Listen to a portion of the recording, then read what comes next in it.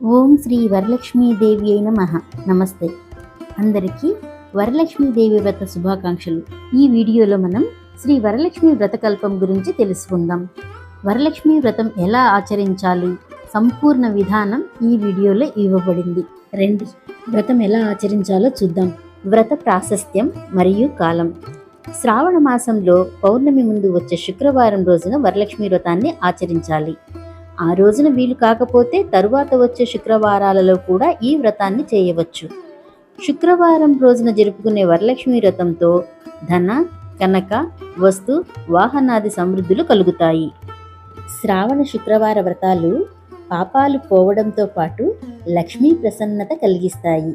మరి పూజకు ఎలా సిద్ధం కావాలో చూద్దాం. వరలక్ష్మి వ్రతాన్ని ఆచరించే రోజున ఉదయాన్నే లేచి తలస్నానం చేసి ఇంటిని శుభ్రం చేసుకోవాలి. ఇంట్లోని పూజా మందిరంలో ఒక మండపాన్ని ఏర్పాటు చేసుకోవాలి.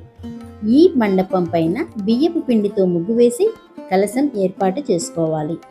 అమ్మవారి ఫోటో అమర్చుకోవాలి లేదా విగ్రహాన్నైనా అమర్చుకోవాలి. పూజా సామాగ్రిని అంతా సిద్ధం చేసుకోవాలి. తోరాలు ముందుగానే సిద్ధం చేసుకొని ఉంచాలి.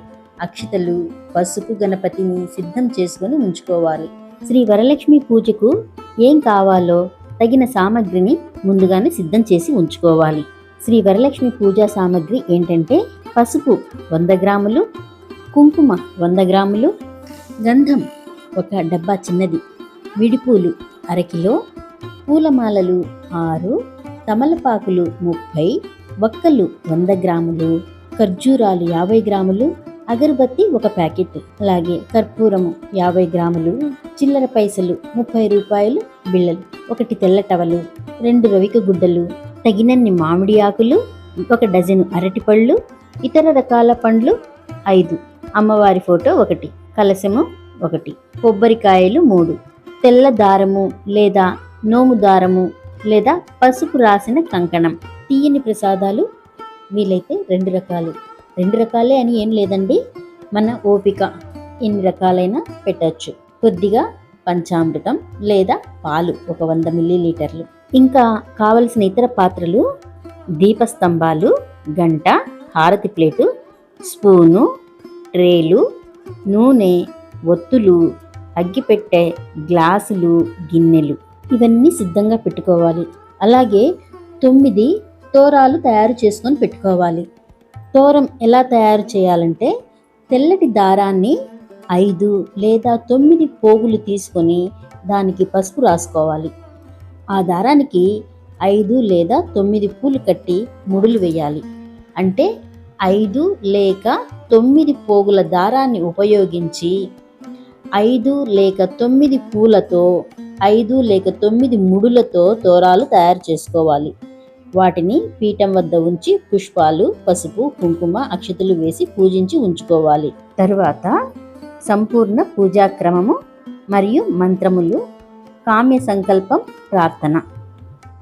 శ్రీ వరలక్ష్మి నమస్తు వసుప్రదే సుప్రదే అంటూ ప్రార్థించుకుంటూ శ్రీ మహాగణపతిని పూజించుకోవాలి. మొదట అధో నిర్విఘ్నేన వ్రత పరిసమాప్తార్థం గణపతి పూజాం కరిష్యే. గణపతి పూజ ప్రారంభించాలి. మొదటగా గణపతిని ధ్యానం చేసుకోవాలి. ధ్యాన శ్లోకం: వక్రతుండ మహాకాయ కోటి సూర్య సమప్రభ నిర్విఘ్నం కురు మే దేవో సర్వకార్యేషు సర్వదా అగచ్చ వరసిద్ధ వినాయక అంబికా ప్రియనందన పూజా గృహాన సుముఖ నమస్తే గణనాయక అంటూ గణపతిపై అక్షింతలు చల్లి నమస్కరించుకోవాలి. గణపతిని ధ్యానించుకున్న తరువాత గణపతి షోడశోపచార నామావళి మొదలు పెట్టాలి. ఒక్కో పుష్పాన్ని గణపతి ముందు ఉంచుతూ అష్టోత్తర నామాలు చదువుకోవాలి. ఓం సుముఖాయ నమః, ఓం ఏకదంతాయ నమః, ఓం కపిలాయ నమః, ఓం గజకర్ణికాయ నమః, ఓం లంబోదరాయ నమః, ఓం వికటాయ నమః, ఓం విఘ్నరాజాయ నమః, ఓం గణాధిపాయ నమః, ఓం ధూమకేతవే నమః, ఓం వక్రతుండాయ నమః, ఓం గణాధ్యక్షాయ నమః, ఓం కాలచంద్రాయ నమః, ఓం గజాననాయ నమః, ఓం శూర్పకర్ణాయ నమః, ఓం హేరంబాయ నమః, ఓం స్కందపూర్వాజాయ నమః, ఓం శ్రీ మహాగణాధిపతయే నమః అంటూ ఉపచారాలు చేయాలి. నానావిధ పరిమళ పత్ర పుష్పాన్ని సమర్పయామి అంటూ పుష్పాలు స్వామిపై ఉంచాలి. ఓం శ్రీ మహాగణాధిపతయే నమః ధూపం ఆఘ్రాపయామి అంటూ ధూపం చూపాలి. ఓం శ్రీ మహాగణాధిపతయే నమః దీపం సమర్పయామి దీపాన్ని చూపాలి. స్వామివారి ముందు పళ్ళు కానీ బెల్లాన్ని కానీ నైవేద్యంగా పెట్టాలి. ఓం భూర్భువర్ స్వాహ తస్సవితుర్వరేణ్యం భర్గో దేవస్య ధీమహి ధియో యో నః ప్రచోదయాత్ అంటూ నీటిని నివేదన చుట్టూ చల్లుతూ సత్యం కర్తేన పరిశించామి అమృతమస్తు అమృతోపస్థ రణమసి ఓం ప్రాణాయ స్వాహ ఓం అపానాయ స్వాహ ఓం వ్యానాయ స్వాహ ఓం ఉదానాయ స్వాహ ఓం సమానాయ స్వాహ ఓం బ్రహ్మేణ స్వాహ గుడసహిత ఫల నివేదం సమర్పయామి మధ్యే మధ్యే పానీయం సమర్పయామి అంటూ నీటిని వదలాలి. ఓం శ్రీ మహాగణాధిపతయే నమః తాంబూలం సమర్పయామి తాంబూలానంతరం ఆచమనం సమర్పయామి. తరువాత కర్పూర వెలిగించి నీరాజనం ఇవ్వాలి. ఓం శ్రీ మహాగణాధిపతయే నమః కర్పూర నీరాజనం సమర్పయామి నీరాజనానంతరం ఆచమనీయం సమర్పయామి. అనేన మాయా చరిత గణపతి అర్చనేన భగవతః సర్వాత్మక శ్రీ గణపతిర్దేవత సుప్రీత సుప్రసన్న వరదా భవతు మమ ఇష్టకామ్యార్థ సిద్ధిరస్తు అంటూ వినాయకుడికి నమస్కరించి పూజ చేసిన అక్షింతలను తల మీద వేసుకోవాలి. తరువాత కలశ పూజ. కలశస్య ముఖే విష్ణు కంఠే రుద్ర సమాశ్రితః మూలే తత్రోస్థితో బ్రహ్మ మధ్యే మాతృగణా స్థితః కుక్షాత్ సాగరా సర్వే సప్తద్వీపా వసుంధరా ఋగ్వేదోథ యజుర్వేదో సామవేదో హ్యదర్వణః అంగైచ్చ సహితా సర్వే కలశాంబు సమాశ్రితాః ఆయాంతు పూజార్థం దురితక్షయ కారకాః గంగే చ యమునే చైవ గోదావరి సరస్వతి నర్మదే సింధు కావేరి జలస్మిన్ సన్నిధిం కురు అంటూ శ్లోకాన్ని చదివి కలశంలోని నీటిని పుష్పంతో ముంచి భగవంతుడిపైన పూజా ద్రవ్యాలపైన పూజ చేస్తున్న వారి తలపైన చల్లుకోవాలి. అథాంగ పూజ. పువ్వులు లేదా అక్షితలతో కలశానికి లేదా అమ్మవారికి అంగపూజ చేయాలి.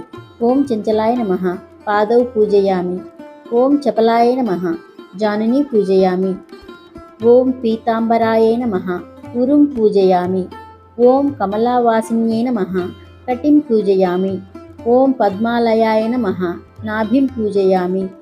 ఓం మదనమాత్రే నమః స్తనౌ పూజయామి. ఓం కంబుకంఠే నమః కంఠం పూజయామి. ఓం సుముఖాయ నమః ముఖం పూజయామి. ఓం సునేత్రాయ నమః నేత్రా పూజయామి. ఓం రమాయై నమః కరౌ పూజయామి. ఓం కమలాయై నమః శిరః పూజయామి. ఓం శ్రీ వరలక్ష్మీ నమః సర్వాణ్యంగాని పూజయామి. అథాంగ పూజ అయిపోయిన తర్వాత అమ్మవారిని అష్టోత్తర శతనామావళితో అర్చించాలి. శ్రీ వరలక్ష్మి అష్టోత్తర శతనామావళి 108 నామాలతో కూడుకుని ఉంటుంది. పుష్పాలతో అమ్మవారిని ఈ నామాలతో అర్చించాలి. ఒక్కో నామానికి ఒక్కొక్క పుష్పము అమ్మవారి పాదాల చెంత ఉంచాలి. ఓం ప్రకృత్యై నమః. ఓం వికృత్యై నమః. ఓం విద్యాయై నమః. ఓం సర్వభూతహితప్రదాయై నమః. ఓం శ్రద్ధాయై నమః. ఓం విభుత్యై నమః. ఓం సురభ్యై నమః. ఓం పరమాత్మికాయై నమః. ఓం వాచై నమః. ఓం పద్మాలయాయై నమః. ఓం శుచయై నమః. ఓం స్వాహాయై నమః. ఓం స్వధాయై నమః. ఓం సుధాయై నమః. ఓం ధన్యాయై నమః. ఓం హిరణ్మయై నమః. ఓం లక్ష్మ్యై నమః. ఓం నిత్యపుష్టాయై నమః. ఓం విభావత్యై నమః. ఓం ఆదిత్యై నమః. ఓం దిత్యై నమః. ఓం దీప్తాయై నమః. ఓం రమాయై నమః. ఓం వసుధాయై నమః. ఓం వసుధారిణ్యై నమః. ఓం కమలాయై నమః. ఓం కాంతాయై నమః. ఓం కామాక్షై నమః. ఓం క్రోధసంభవాయై నమః. ఓం అనుగ్రహప్రదాయై నమః. ఓం బుద్ధ్యై నమః. ఓం అనఘాయై నమః. ఓం హరివల్లభాయై నమః. ఓం అశోకాయై నమః. ఓం అమృతాయై నమః. ఓం దీప్తాయై నమః. ఓం తుష్టయై నమః. ఓం విష్ణుపత్న్యై నమః. ఓం లోకశోక వినాశిన్యై నమః. ఓం ధర్మనిలయాయై నమః. ఓం కరుణాయై నమః. ఓం లోకమాత్రే నమః. ఓం పద్మప్రియాయై నమః. ఓం పద్మహస్తాయై నమః. ఓం పద్మాక్షై నమః. ఓం పద్మసుందర్యై నమః. ఓం పద్మోద్భవాయై నమః. ఓం పద్మముఖ్యై నమః. ఓం పద్మనాభప్రియాయై నమః. ఓం రమాయై నమః. ఓం పద్మమాలాధరాయై నమః. ఓం దేవ్యై నమః. ఓం పద్మిన్యై నమః. ఓం పద్మగంధిన్యై నమః. ఓం పుణ్యగంధాయై నమః. ఓం సుప్రసన్నాయై నమః. ఓం ప్రసాదాభిముఖ్యై నమః. ఓం ప్రభాయై నమః. ఓం చంద్రవదనాయై నమః. ఓం చంద్రాయై నమః. ఓం చంద్రసహోదర్యై నమః. ఓం చతుర్భుజాయై నమః.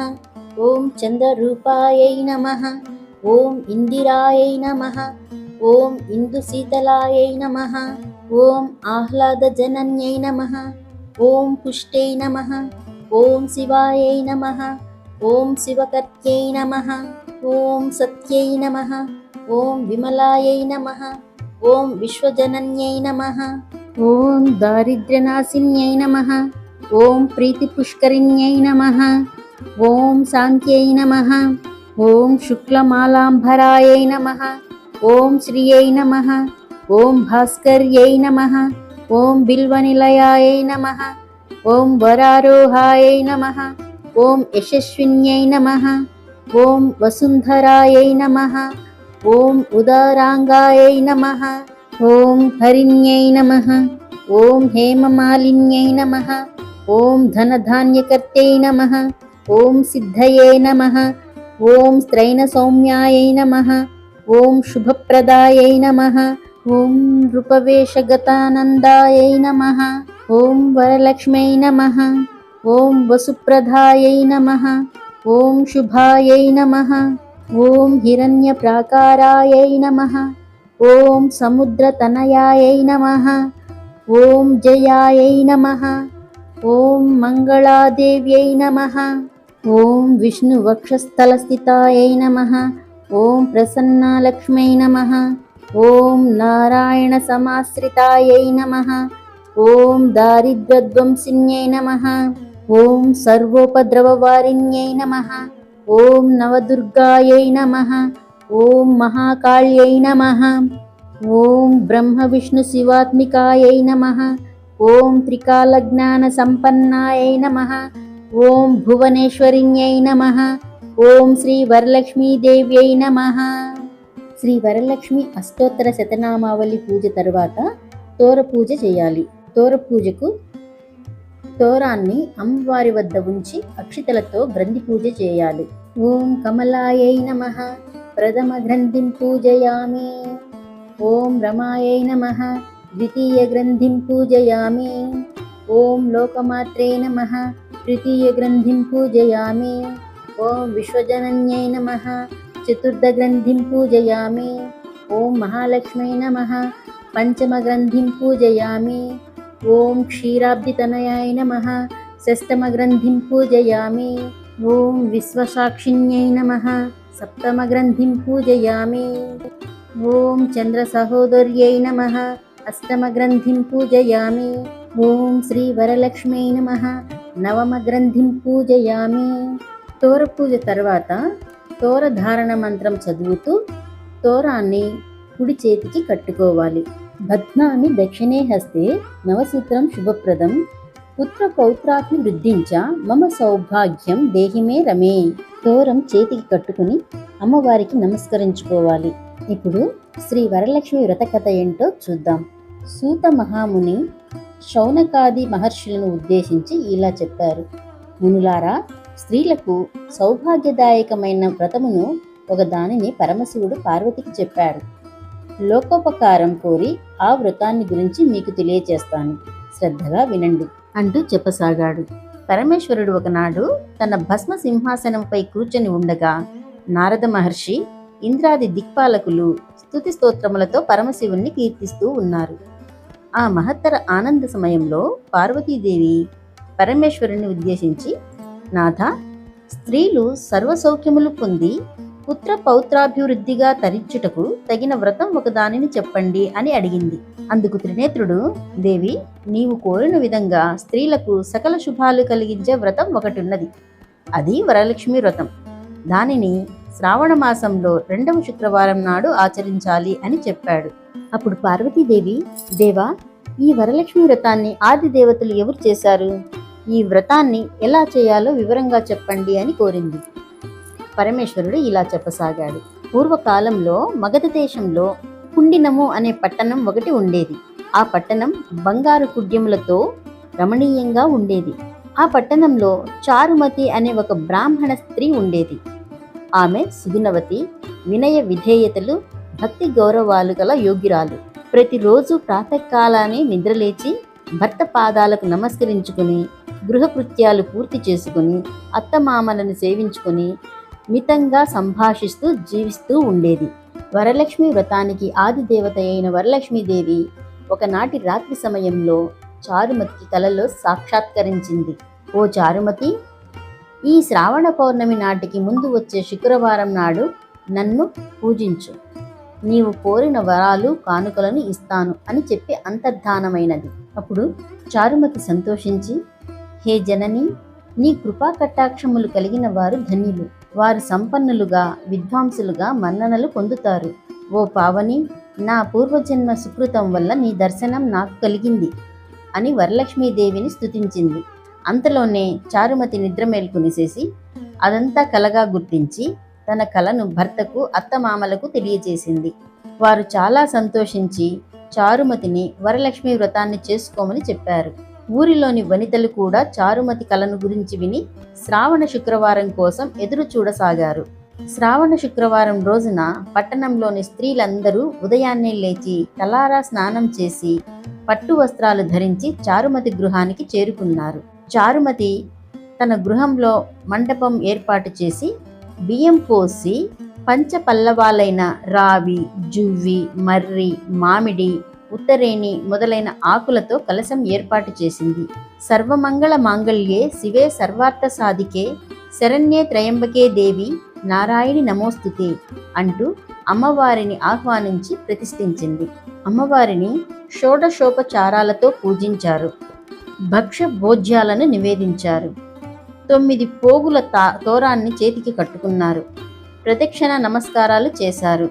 మొదటి ప్రదక్షిణ చేయగానే కాలి అందియలు గల్లు గల్లున మ్రోగాయి. 2వ ప్రదక్షిణ చేయగానే హస్తాలకు నవరత్న ఖచ్చిత కంకణాలు దగదగా మెరవసాగాయి. 3వ ప్రదక్షిణ చేయగా అందరూ సర్వాభరణ భూషితులయ్యారు. వారు చేసిన వరలక్ష్మి వ్రతం ఫలితంగా చారుమతి గృహంతో పాటు ఆ పట్టణంలో ఇతర స్త్రీల ఇల్లు కూడా ధన, కనక, వస్తు వాహనాలతో నిండిపోయాయి. ఆయా స్త్రీల ఇళ్ల నుండి గజ, తురగ, త్రత వాహనాలతో వచ్చి వారిని ఇళ్లకు తీసుకువెళ్లారు. వారంతా మార్గమధ్యంలో చారుమతిని వేణోళ్ల పొగుడుతూ ఆమె వల్ల తమకు ఈ మహద్భాగ్యం కలిగిందని ప్రశంసించారు. వారంతా ప్రతి సంవత్సరం వరలక్ష్మి వ్రతం చేసి సకల సౌభాగ్యాలతో, సిరి సంపదలతో కలిగి సుఖజీవనం గడిపి ముక్తిని పొందారు. మునులారా, శివుడు పార్వతికి ఉపదేశించిన ఈ వరలక్ష్మి వ్రత విధానాన్ని సవిస్తరంగా మీకు వివరించాను. ఈ కథ విన్నా, ఈ వ్రతం చేసినా, ఈ వ్రతం చేసేటప్పుడు చూసినా కూడా సకల సౌభాగ్యాలు, సిరి సంపదలు, ఆయురారోగ్యైశ్వర్యాలు సిద్ధిస్తాయి అని సూత మహాముని శౌనకాది మహర్షులకు చెప్పారు. ఈ కథను విని అక్షతలు శిరస్సుపై వేసుకోవాలి. ఆ తరువాత ముత్తైదువులకు తాంబూలాలు ఇవ్వాలి. అందరికీ తీర్థప్రసాదాలు ఇచ్చి పూజ చేసిన వారు కూడా తీర్థప్రసాదాలు తీసుకోవాలి. అమ్మవారికి పెట్టిన నైవేద్యాన్ని స్వీకరించాలి. ఈ వ్రతం యొక్క ఫలితము: భక్తితో వేడుకుంటే వరాలందించే తల్లి వరలక్ష్మీదేవి. ఈ వ్రతాన్ని ఆచరించడానికి ఏ నిష్టలు, నియమాలు, మడులు అవసరం లేదు. నిశ్చలమైన భక్తి, ఏకాగ్రత చిత్తం ఉంటే చాలు. ఈ వ్రతం చేయడం వల్ల లక్ష్మీదేవి కృప కలిగి ఐశ్వర్యం లభిస్తుంది. సకల శుభాలు కలుగుతాయి. స్త్రీలు దీర్ఘకాలం సుమంగళిగా ఉండేందుకు ఈ వ్రతం ఆచరించడం ఉత్తమం. లక్ష్మీదేవి ధన సంపదతో పాటు ధాన్య సంపద, పశు సంపద, గుణ సంపద, జ్ఞాన సంపదలను అనుగ్రహిస్తుంది. సర్వే జన సుఖినో భవంతు. అందరికీ ఆ వరలక్ష్మీదేవి శుభాశిస్సులు కలగాలని కోరుకుంటూ నమస్తే.